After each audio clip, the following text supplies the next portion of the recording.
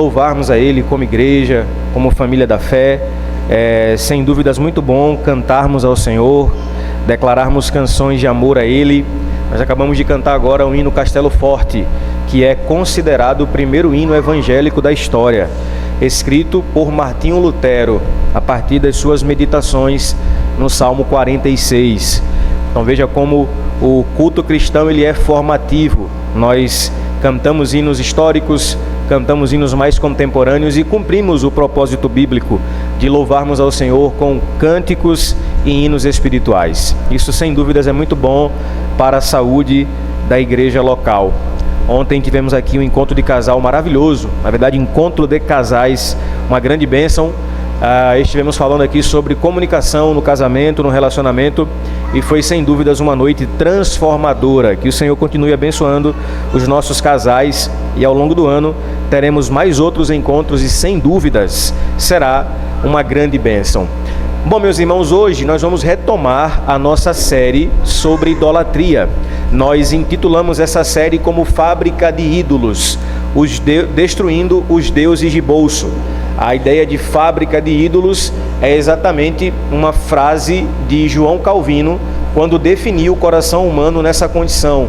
Ele disse que o coração do homem monta para si vários ídolos, então definiu o coração do homem como essa fábrica de ídolos. E nós vimos aqui na semana retrasada o conceito bíblico de idolatria, como a idolatria ela se manifesta enquanto pecado interno do coração, e lemos aqui alguns textos, em especial Ezequiel, onde tratou da ideia da idolatria levantada, erguida em nosso coração, e vimos como o nosso coração ele está propenso a idolatrar alguma coisa. E vimos aqui que nós, em linhas gerais, somos o que amamos. Você não é o que você pensa, você é o que você ama. E a partir do que você ama, você devota a sua adoração.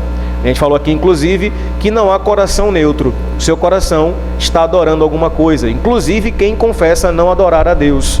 O ateu, por exemplo, ele adora alguma coisa, porque não há neutralidade no nosso coração. Ele se vê na necessidade de idolatrar de fato alguma coisa. Vimos ainda que a maneira como enxergamos o mundo, ela pode ser distorcida pela idolatria. Isso porque a idolatria tem esse poder de cegar-nos. E lemos aqui Mateus capítulo 6, quando o Senhor Jesus disse isso, que você não pode servir a Deus e ao dinheiro a partir da medida que você enxerga o mundo. Então nós vemos como a idolatria ela cega algumas pessoas para que elas não vejam corretamente. E por fim, mostramos aqui o processo de assemelhação com os ídolos, lendo o Salmo que diz que os ídolos não falam, apesar de ter boca, não andam, apesar de ter pernas, não ouvem, apesar de ter ouvidos, e o salmista conclui dizendo: tornem-se como eles todos os que o adoram. E a gente viu aqui, no exemplo da mulher de Ló e do bezerro de ouro, como nós podemos nos tornar semelhantes àquilo que adoramos. Então a nossa proposta a partir de agora é analisar alguns aspectos de como a idolatria ela pode se manifestar. E hoje nós veremos a idolatria ao dinheiro. Eu quero intitular o sermão de hoje com o seguinte tema: Mamon, quando o dinheiro toma o trono. Eu quero então que você abra a sua Bíblia no Evangelho de Lucas, capítulo 12. Nós seremos mais expositivos no sermão de hoje, mas faremos também algumas menções a outros textos que nos ajudarão a trabalhar melhor esse conceito da idolatria ao dinheiro e o quanto ela é perigosa. Lucas 12, nós vamos ler do versículo 13 ao versículo 21. Vamos ler então a palavra do Senhor? Diz assim: alguém da multidão lhe disse: mestre, dize a meu irmão que divida a herança comigo. Respondeu Jesus: homem, quem me designou juiz ou árbitro entre vocês? Então lhes disse: cuidado, fiquem de sobreaviso contra todo tipo de ganância. A vida de um homem não consiste na quantidade dos seus bens. Então lhes contou esta parábola: a terra de certo homem rico produziu muito. Ele pensou consigo mesmo: o que vou fazer? Não tenho onde armazenar minha colheita. Então disse: já sei o que vou fazer. Vou derrubar os meus celeiros e construir outros maiores, e ali guardarei toda a minha safra e todos os meus bens. E direi a mim mesmo: você tem grande quantidade de bens armazenados para muitos anos. Descanse, coma, beba e alegre-se. Contudo, Deus lhe disse: insensato, esta mesma noite a sua vida será exigida. Então quem ficará com o que você preparou? Assim acontece com quem guarda para si riquezas, mas não é rico para com Deus. Vamos orar mais uma vez? Nosso Deus bondoso, nós desejamos ser moldados pela Tua Palavra, ela que é vida para nós e, portanto, nos submetemos totalmente a ela. Nossa oração sincera é que o Senhor fale conosco por Cristo Jesus. Amém e amém. Quem Quer Ser um Milionário é um filme de 2008 que conta a história de Jamal Malik. Jamal é um jovem pobre de Mumbai, cidade da Índia, que participa de um programa com esse nome, Quem Quer Ser um Milionário. E se você já assistiu o filme, sabe que Jamal está prestes a ganhar 20 milhões de rúpias, um valor que sem dúvidas mudaria a sua vida. Porém, a trama revela que a sua jornada não é movida por ganância, mas por amor. Ele, na verdade, busca reencontrar Latika, uma paixão da sua adolescência. Enquanto isso, o seu irmão mais velho, por nome de Salim, representa o outro lado da moeda. Salim é seduzido pelo poder, pelo dinheiro, tornando-se um criminoso e, no fim, pagando com a própria vida por causa da sua ganância. Salim, no filme, acredita que riqueza e poder trarão liberdade. Porém, ele acaba preso em violência e traição. É interessante que o filme, eu assisti ele há um bom tempo atrás, mas me lembro bem. Ele é um tipo de teologia bíblica do pecado da ganância. Em certo momento, o apresentador do programa, ele tenta trapacear Jamal, porque ele não consegue entender como ele venceria sem fraudes. Na lógica do apresentador, ninguém pode ficar rico sem fraudar qualquer coisa. Essa é uma lógica muito presente nos nossos dias, por sinal. Salim, mesmo tendo dinheiro, sempre quer mais. E no fim, cercado por dinheiro, ele morre em um ato de arrependimento tardio. Jamal, diferentemente de Salim, não busca o dinheiro por ambição, mas por um propósito maior. Ele quer reencontrar Latika e, no fim, portanto, ele vai rejeitar a pergunta final, que garantiria os 20 milhões, o prêmio máximo, porque para ele já tinha o que importava. Ele já poderia retornar e encontrar a sua amada. O fato é, meus irmãos, que todos nós, em algum momento, desenvolveremos um tipo de relação com o dinheiro, em algum nível, seja de domínio sobre ele, ou de ser dominado por ele. A Bíblia dá tanta importância ao dinheiro, que esse tema, ele é cunhado por um conceito que nós estamos intitulando o sermão de hoje. O amor ao dinheiro é caracterizado por uma divindade. O seu nome é Mamon. E nas palavras de Jesus, nós não podemos servir a dois senhores. Mamon ou Jesus, o dinheiro ou Deus. E me lembro que na série passada, Emerson pregou aqui exatamente nesse texto, e uma das suas aplicações foi muito interessante. O Senhor Jesus não disse que o diabo compete com ele no senhorio das pessoas, mas disse que o dinheiro pode ser o senhor delas. Portanto, meus amados irmãos, o Senhor Jesus diz que nós não devemos servir a dois senhores, ou a Deus ou ao dinheiro. Os dois não dá. Agora, pare por um instante e pense, responda essa pergunta para você mesmo. Se você ganhasse hoje 20 milhões, o que isso revelaria sobre o seu coração? Generosidade como Salim ou como Jamal? Ou ganância e destruição como Salim? Escute bem, o dinheiro não é o problema. O problema é que ele revela aonde está a nossa adoração. Uma voz antiga disse que o problema não é quando o crente tem dinheiro, mas quando o dinheiro tem o crente. E de fato, Alguém disse também que o dinheiro é um ótimo servo, mas um péssimo patrão. Vejamos então, meus irmãos, que a idolatria ao dinheiro é uma idolatria disfarçada. Veja, poucas pessoas elas vão chegar para um pastor ou para um conselheiro bíblico ou para alguém e dizer: olha, eu idolatro o dinheiro. Quase ninguém vai falar isso. Quase ninguém vai dizer: olha, minha cobiça é pecaminosa. E esse é o ponto. A ganância, ela tem um poder enganoso, porque ela vai cegar a própria vítima, de tal modo, meus irmãos, que o coração humano, ele é especialista em justificar os seus pecados, especialmente quando se refere a dinheiro. Tim Keller faz uma comparação impactante. Escute bem isso, olha o que ele vai dizer. Quando se está na cama com o cônjuge de outra pessoa, você sabe que está cometendo adultério. No meio do ato você não diz: peraí, será que isso é pecado? Você sabe que é pecado. No entanto, embora o mundo esteja cheio de ganância e materialismo, quase ninguém reconhece isso, ou quase ninguém reconhece que isso se aplica à sua própria vida. Poucas pessoas percebem que idolatram o dinheiro e que colocaram o dinheiro como Deus em seu próprio coração. Essa temática é tão importante, meus irmãos, que o Senhor Jesus falou mais sobre os perigos do dinheiro que sobre os perigos do sexo. Paulo alerta em Colossenses 3:5 e Efésios 5:5 que a avareza é idolatria.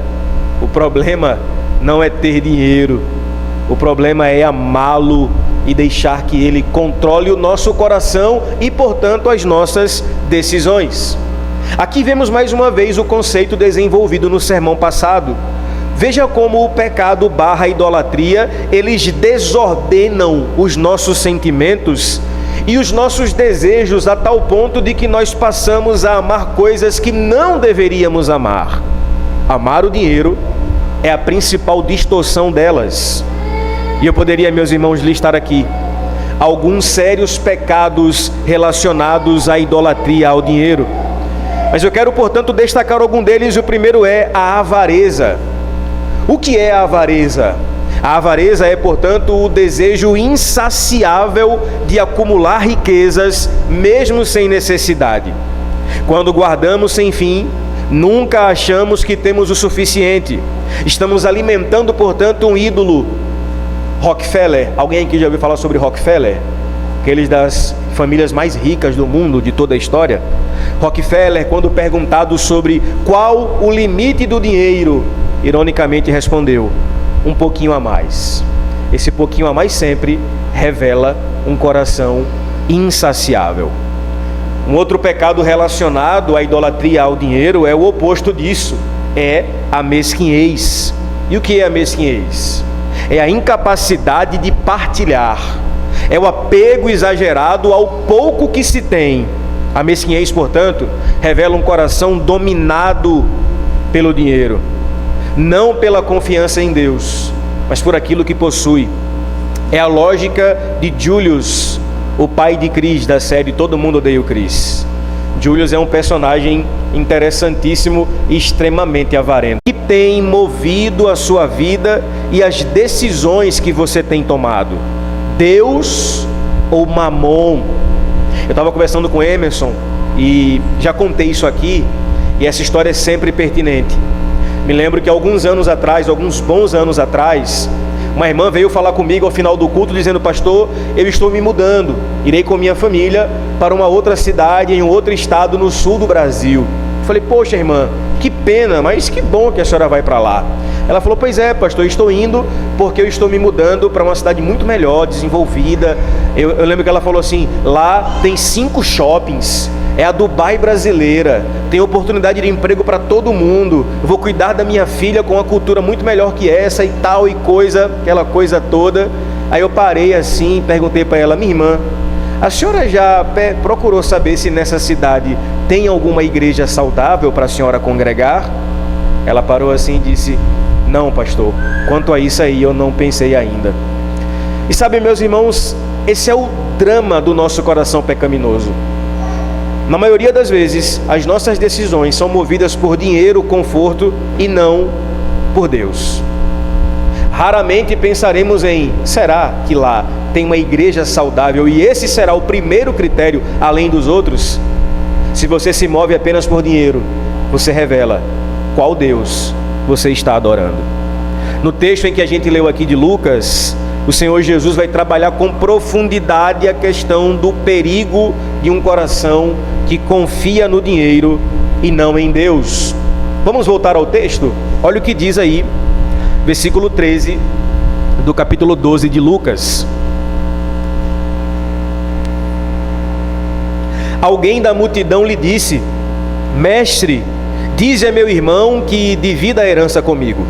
Olha que interessante esse versículo, ele parece despretensioso, mas revela muita coisa. Primeiro, Jesus está pregando, ensinando, quando o seu discurso é bruscamente interrompido por alguém que vem da multidão com uma pendência familiar. Ele queria que Jesus intervisse em uma questão familiar relacionada à partilha da herança entre ele e seu irmão. Agora veja, note que o pedido não é para que Jesus resolva o problema, mas para que ele tome partido em favor dele. Olha o que ele disse. O texto fala o seguinte: alguém da multidão lhe disse: Mestre, diga ao meu irmão que reparta a herança comigo. Não é assim: Senhor, eu trouxe uma causa, quero que o Senhor analise e de forma sábia diga o que temos que fazer. Portanto, o pedido daquele homem não é para que o Senhor Jesus julgue aquela causa com justiça, mas para que ele dê razão, para que Jesus dê razão para ele mesmo. Preste bem atenção nisso.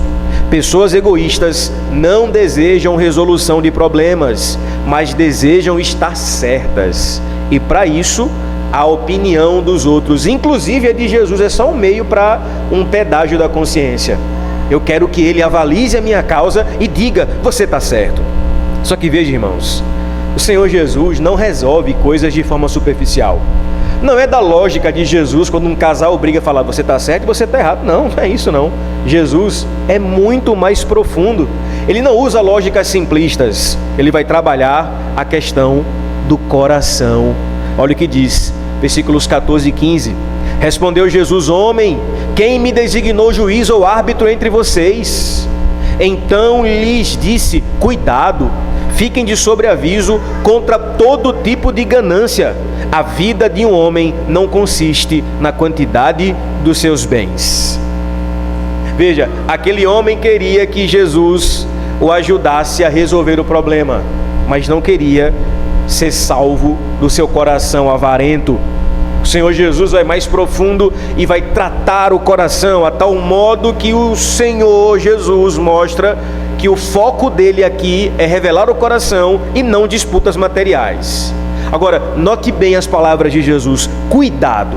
Irmãos, sempre que Jesus estiver ensinando, pregando, falando, e ele disser cuidado, redobre a sua atenção, porque ele tem princípios extremamente importantes a nos ensinar. E o Senhor Jesus fala: cuidado com a ganância. E mais, o texto fala: todo tipo de ganância. E olhe a análise que Jesus faz: a vida de um homem não está resumida à quantidade de bens que ele possui.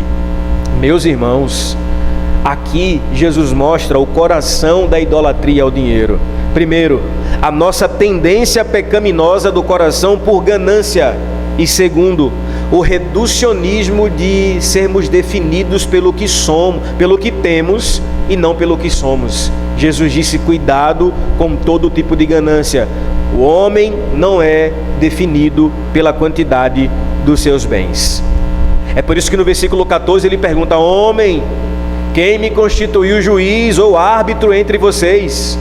Veja que fator crucial: o Senhor Jesus, na resolução de conflitos, não vai resolver pendências financeiras, mas ele vai curar corações dominados por desejos desordenados. É por isso que ele fala no versículo 15: tenha cuidado, guardai-vos de toda e qualquer ganância. Agora a pergunta é: o que é no texto toda ganância?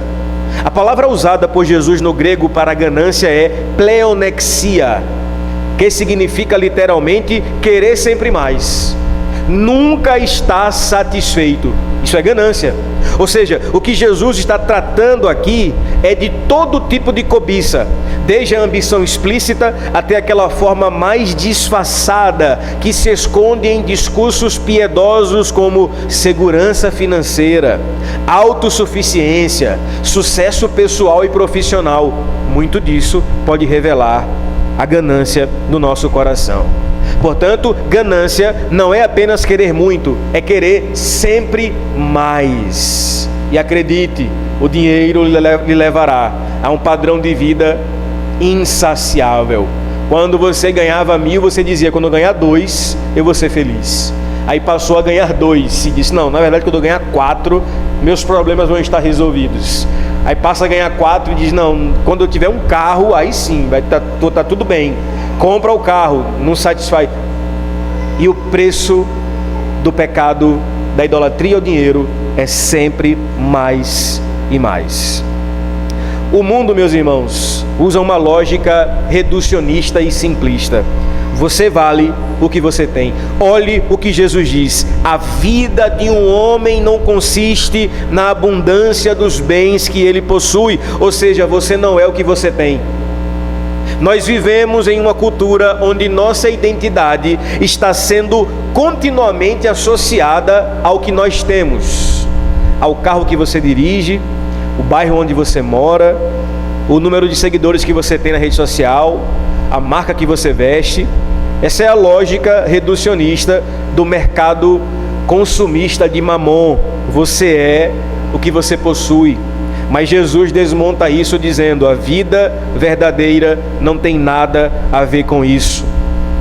O homem não é definido pelo que tem, mas por quem ele é em Cristo Jesus. Então ele vai apontar para nós aqui como o ser está em detrimento do ter. Ganância, meus irmãos, é quando você não consegue mais se alegrar com o que tem. Ganância é quando a comparação com os outros te rouba a paz. Eu não tenho o que o meu primo tem. Ganância é quando a sua felicidade depende de alcançar um novo patamar financeiro e nunca você está contente com o que você tem agora.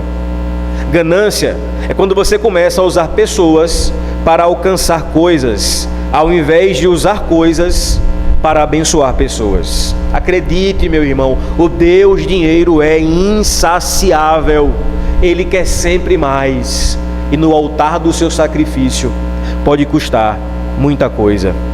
É por isso que a nossa sociedade está repleta de casos como esses, de pessoas que querem sempre mais, apesar de já ter muitos.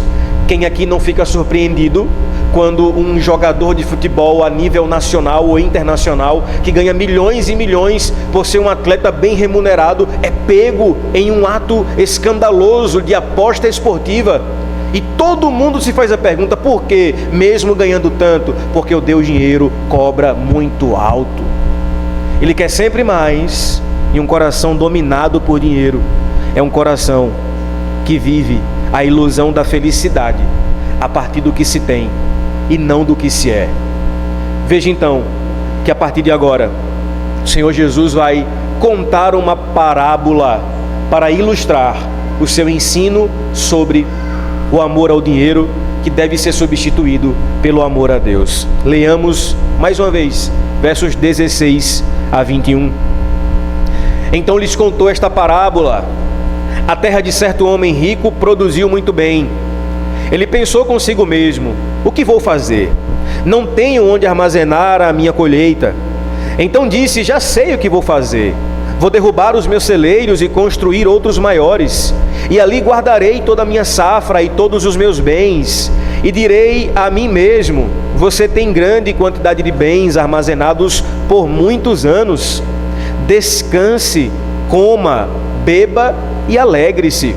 Contudo, Deus lhe disse: insensato, esta mesma noite a sua vida lhe será exigida.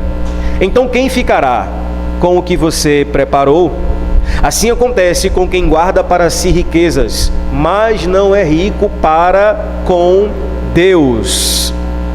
Olha o perigo de acumular riquezas sem Deus. O Senhor Jesus vai dizer que esse homem, um fazendeiro rico, acumulou riquezas para si, mas não para com Deus. O que ele fez? Ele planejou para si, mas não para o próximo, nem para o reino. Como resultado, a parábola começa dizendo que esse homem tinha uma terra bem produtiva. E a informação do texto é que ele já possuía o bastante, o suficiente. Mas seu coração insatisfeito queria sempre mais. Ele então planeja fazer 3 coisas. O texto fala: primeiro, derrubar os celeiros, ou seja, replanejar o seu espaço. Segundo, construir outros maiores, duplicar seu tamanho, aumentar a sua proporção. E por fim, guardar os bens por muitos anos, pensar apenas em si mesmo. A parábola então, olha que interessante, irmãos, revela um homem que vive para si. E acredite, quem ama o dinheiro não ama os outros, ama a si mesmo. Note como a sua fala é sempre em tom voltado para ele. Ele fala: meus celeiros, meus bens, direi a mim mesmo. Até com ele mesmo ele fala. Quem está no centro da vida dele é ele. Veja que o dinheiro aqui não é nem o ídolo dele, é ele mesmo, mas o dinheiro financia esse ídolo que é ele mesmo. A linguagem dele é dominada por egoísmo possessivo. Ele não consulta a Deus, ele não ora, não pensa no próximo, pensa apenas em si mesmo. E o seu discurso revela o seu coração. O pronome eu aparece em 3 versículos, o 17, 18 e 19, repetidos 6 vezes em 3 versículos. Ele se ama. A expressão meus aparece no versículo 18, 3 vezes: meus celeiros, minha safra, meus bens. E no versículo 19, ele conclui a finalidade com a qual ele planeja as coisas. Ele fala: para mim mesmo, ou seja, o seu plano é autocentrado nele, sem Deus e sem o próximo. A sua proposta de vida no texto é: vou acumular e depois vou dizer para mim mesmo, descanse, coma, beba e alegre-se. E não que essas coisas são ruins. Não é isso. Se você pode, assim o faça. Está ali o irmão Igor, que depois de 19 anos, ele me falou ali, eu fiquei, meu Deus, depois de 19 anos, veio tirar férias agora, depois de 19 anos. É por isso que todo mundo da casa dele está todo mundo queimadinho assim, aproveitando as férias mesmo. Então não é que essas coisas elas são ruins. Elas são ruins se forem um fim em si mesmo.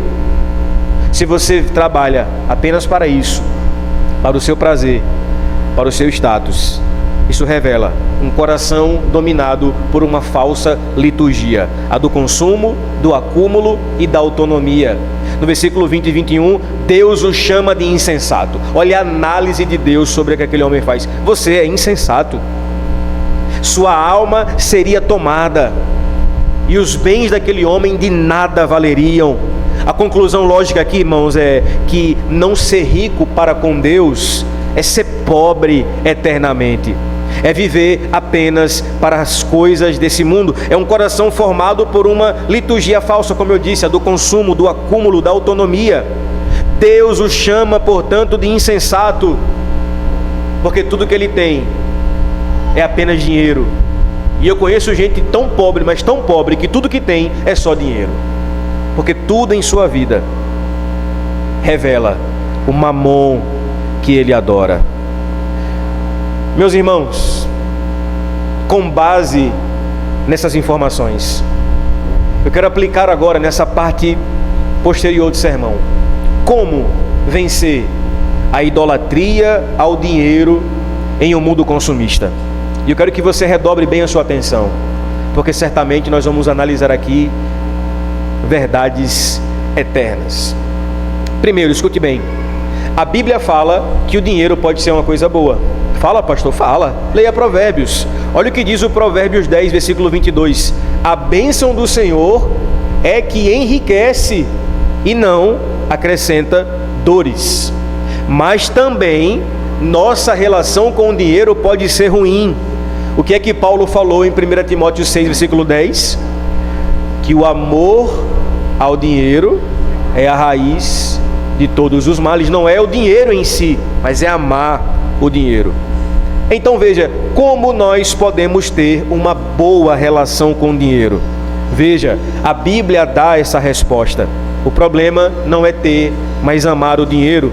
E o que seria amar o dinheiro, biblicamente falando? Primeiro, amar o dinheiro é querer ter dinheiro para si e não pensar nos outros.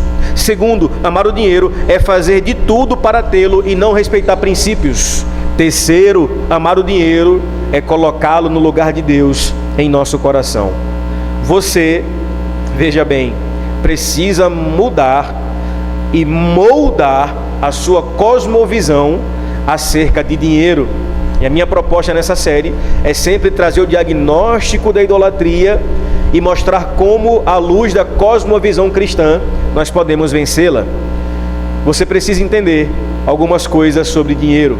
A primeira delas, anote aí em algum lugar. A primeira delas é o seguinte: o dinheiro não é a melhor coisa da vida. Amém, meus irmãos? O dinheiro não é a melhor coisa da vida. De fato, o dinheiro é bom, mas não é a melhor coisa da vida. Veja o que diz Provérbios 3, versos 13 e 14. Como é feliz o homem que acha sabedoria, o homem que obtém entendimento, pois a sabedoria é mais proveitosa do que prata e rende mais do que o ouro. Veja, o proverbista afirma: tem coisa mais útil que o dinheiro, mais útil que ouro e prata. O que é? Sabedoria. Por quê? Porque essa o dinheiro não compra. Tiago diz que nós temos que pedir para que Deus nos dê sabedoria. Portanto, primeiro, o dinheiro não é a melhor coisa da vida. Segundo, não ter dinheiro, preste bem atenção nisso aqui, não ter dinheiro não quer dizer que Deus não o ama.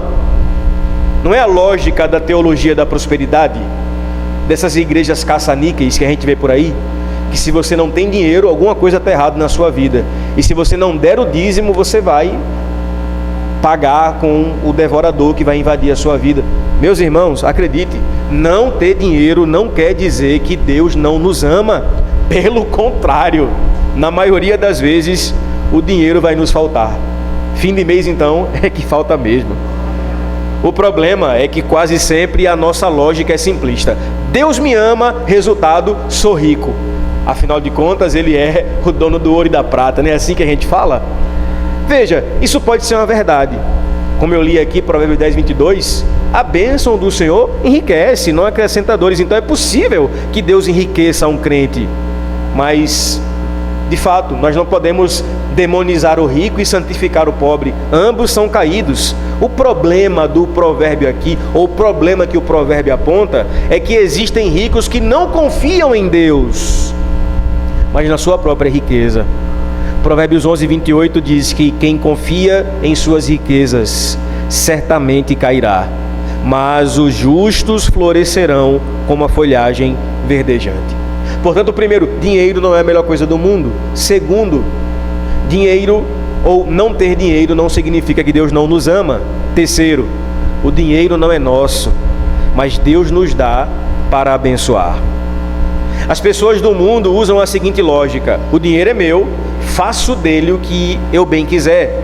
Essa lógica ela é contraposta pela lógica bíblica, porque a lógica bíblica entende que Deus nos dá recursos e que com isso devemos ser bons mordomos, bons administradores, visando o próximo e o seu reino. Acredite, irmão, se Deus tem abençoado o seu negócio, o seu trabalho, se você tem ganhado dinheiro, é porque Deus quer que você abençoe o reino dele e outras pessoas, não é para acumular para você.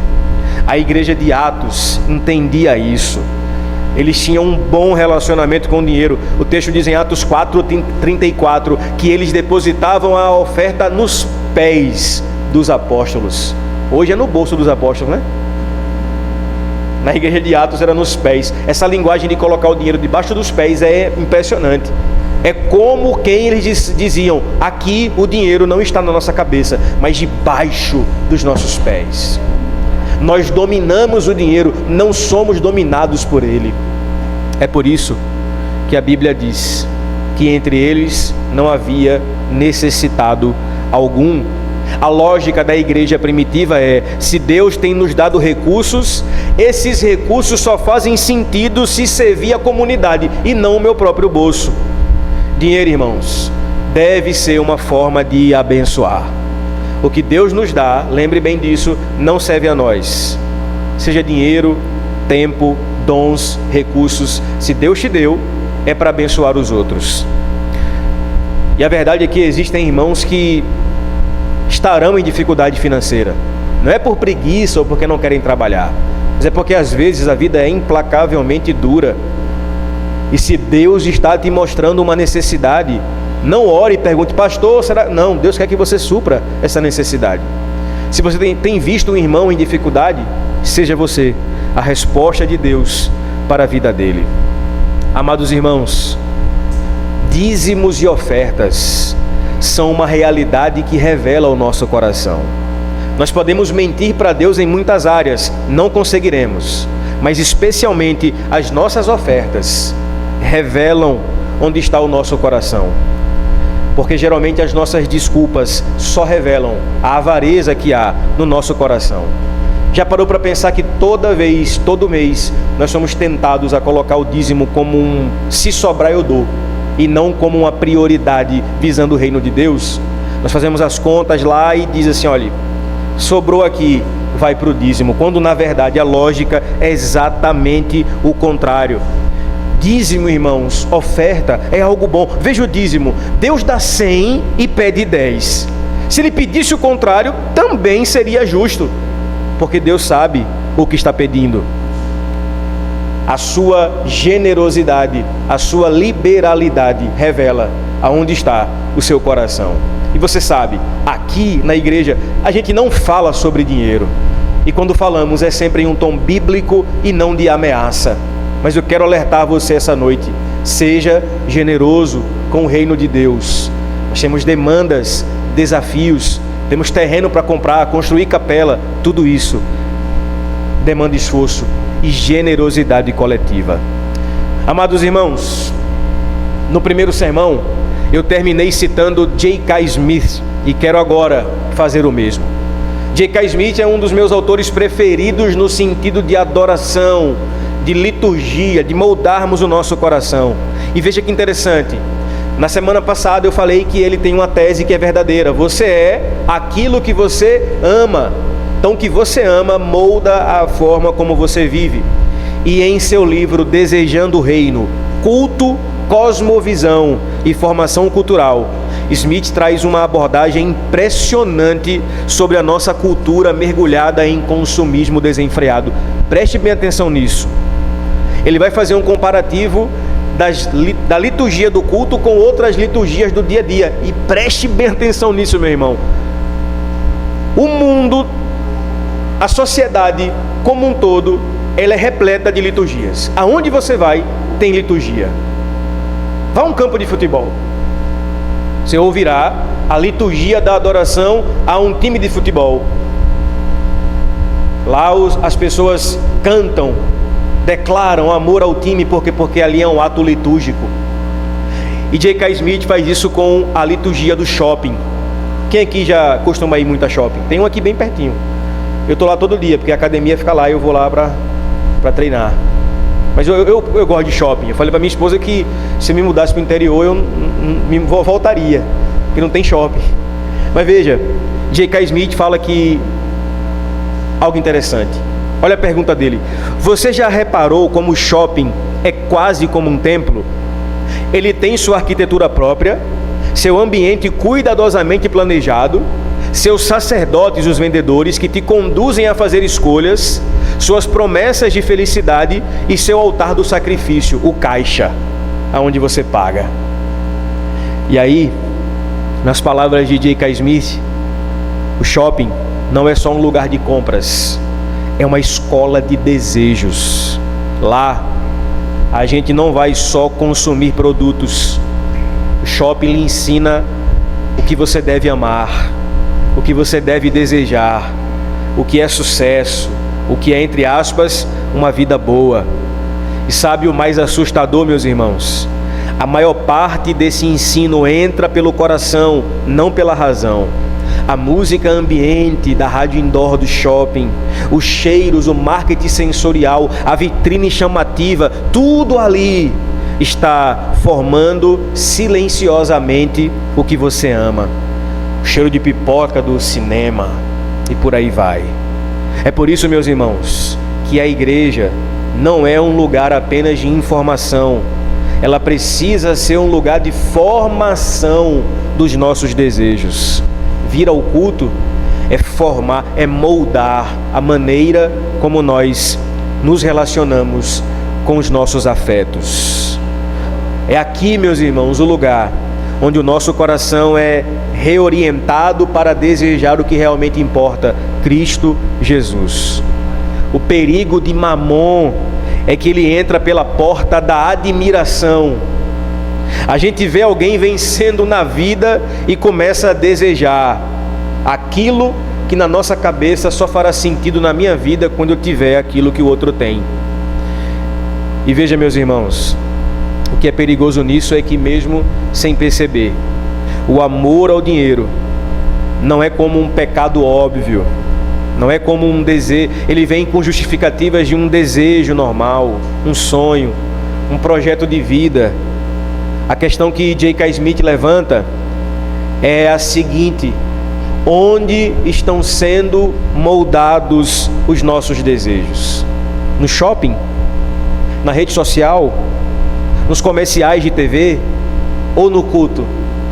Ou na palavra? Na comunhão? Na ceia? Na adoração coletiva? Se você não moldar os seus sentimentos aqui, em algum outro lugar você moldará os seus sentimentos. Você conhece gente que está sempre mudando de amor?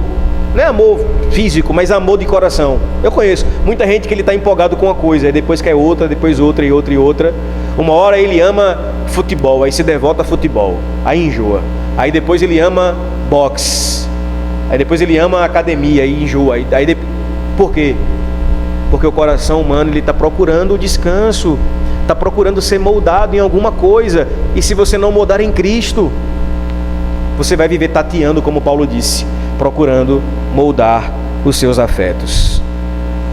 Se o shopping ou qualquer outra coisa está ganhando da igreja no que diz respeito ao nosso coração, é porque talvez nós estamos deixando nos moldar por outro Deus ao invés de Cristo.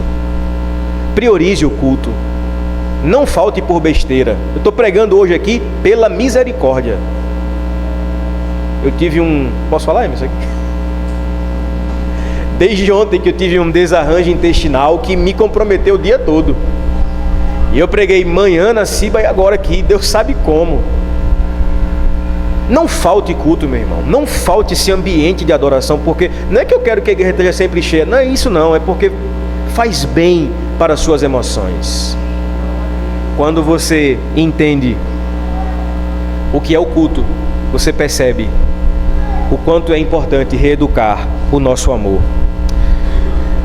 Como então, meus irmãos, venceremos Mamon? E a pergunta é: adorando outra coisa, ou melhor, outro rei. A igreja, ela é esse lugar onde o nosso coração aprende semana após semana, domingo após domingo, que vale mais dar do que receber. Que a verdadeira riqueza é ser encontrado em Cristo e que a nossa maior segurança não está no saldo da conta, mas no nosso Salvador. Porque, como diz J.K. Smith, o culto é a estação da imaginação. É aqui que os nossos amores são reordenados. É aqui que descobrimos que o dinheiro prometeu, Jesus já entregou. O preço foi alto. O Senhor Jesus, portanto, não apenas nos alerta sobre Mamon, mas nos convida a viver um tipo de vida, uma vida de contentamento. E creia, irmão, Deus pode te fazer rico, mas se Ele não o fizer, glorifique a Ele. Deus pode fazê-lo próspero nessa terra, mas se Ele não fizer, esteja contente. O apóstolo Paulo diz em Filipenses 3, aprendi a viver em fartura, aprendi a viver em escassez, tudo posso naquele que me fortalece. A solução para a ganância, para a mesquinhez, para a ostentação e outros tipos de pecado relacionados à idolatria e ao dinheiro é observarmos a generosidade de Cristo. Cristo foi generoso, irmãos. Há alguém mais rico que Jesus? Não. E Paulo diz em Filipenses 2, a partir do versículo 8: que ele, mesmo sendo Deus, esse versículo é maravilhoso, mesmo sendo Deus, não teve por vaidade, por usurpação, o ser igual a Deus, mas antes se esvaziou, se humilhou, foi obediente até a morte, e morte de cruz. Ou seja, o nosso Cristo foi generoso para nos ofertar tamanha salvação. Quando nós olhamos para isso, nós vemos como nós devemos também ser generosos. Que Cristo volte ao trono, meus irmãos, e que Mamon caia e não domine o nosso coração. Eu quero concluir lhe perguntando: o que está moldando o seu coração? Voltando lá à história de Jamal e Salim, enquanto Jamal busca reencontrar o amor e o sentido da vida, que é Latica, Salim se entrega ao mundo e o amor ao dinheiro, poder e controle. E veja, um vive para aquilo que dá vida, o outro para aquilo que promete tudo, mas rouba tudo. Salim representa alguém que foi discipulado pela liturgia do mundo, pelo culto ao dinheiro. Ele adora Mamon, ele faz tudo por ele. A vida dele é uma oferta em um altar pagão. No fim, mesmo com tudo que acumulou, ele perde a alma e a vida. Jamal, por outro lado, é movido por outro tipo de desejo. Ele não é perfeito, é verdade, mas nele há uma esperança teimosa por algo maior, algo que não se compra. Isso me lembra o que J.K. Smith diz: nós somos moldados pelo que amamos.